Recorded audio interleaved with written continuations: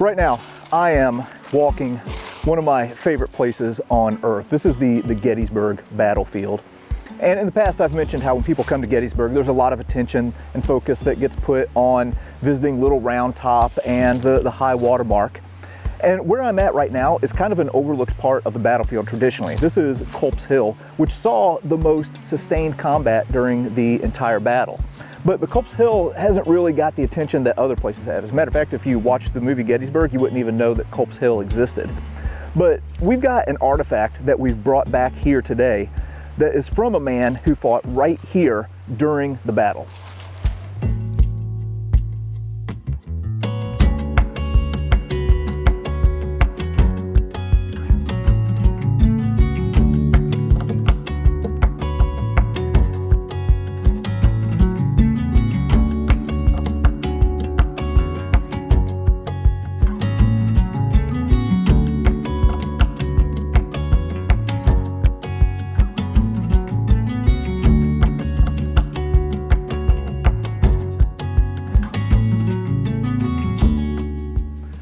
Now, when coming to Gettysburg, of course, the main focus is going to be the battle itself and studying what happened here during the first days of July of 1863.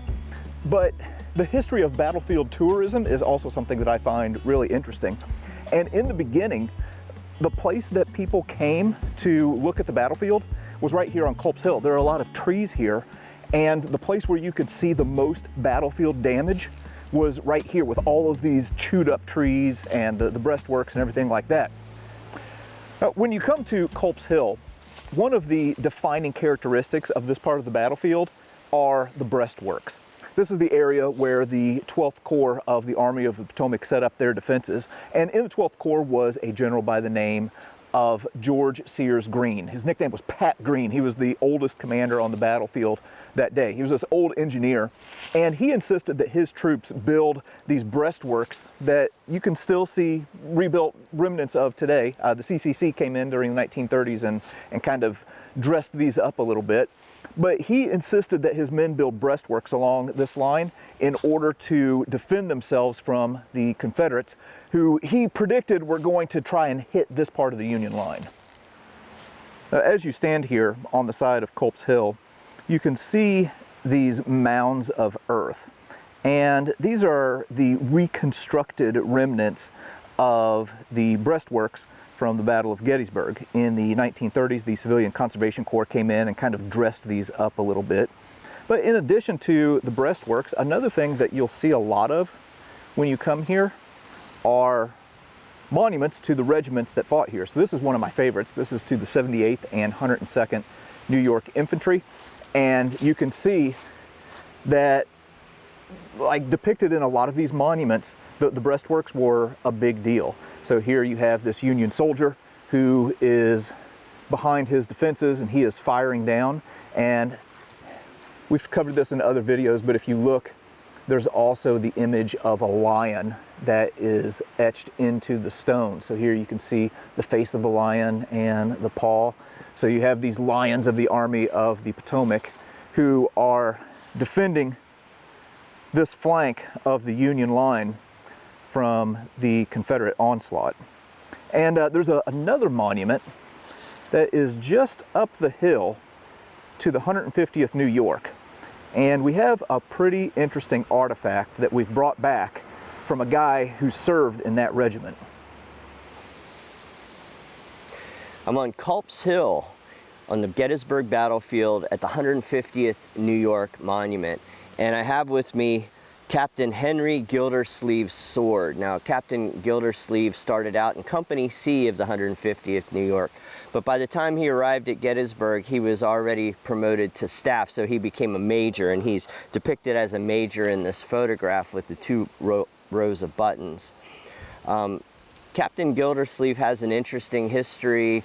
The sword was presented by some of the people in his hometown of Poughkeepsie, and it's the inscription so small I can barely read it, so I'm going to read it from my phone. Excuse me. It says, the inscription says, presented to Captain Henry Gildersleeve from his friends of the city of Poughkeepsie on October 10th, 1862.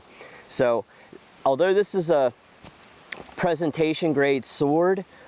It's not so fancy that it wouldn't have been carried in the field. This supposedly was the sword he had at Gettysburg, and it's believable. Some presentation swords are just so over the top and so overly decorated that you look at them and you say there's no way that was carried in the field. But this one is still practical enough that it could have been used in the field, and indeed it was. So after the Civil War, something of note with Gildersleeve was he was one of the founding members of the National Rifle Association. Now, the National Rifle Association was started in New York, and they had, you know, he continued to stay in the state militia of New York, and he noticed that some of those guys from New York City and some of the city boys couldn't shoot or couldn't handle a rifle at all by the time they got into the militia. So they wanted to come up with an organization that helped with that problem. So the National Rifle Association was actually born from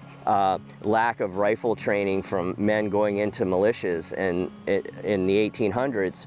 But I believe he was a founding member. He was one of the first presidents. I don't know if he was actually the first president, but he was definitely a founding member. So that's what he did later in life. But this is the first time I ever brought Henry Gildersleeve's sword out to the monument, and I'm very grateful to his family. His family put this sword on loan to the Gettysburg Museum of History.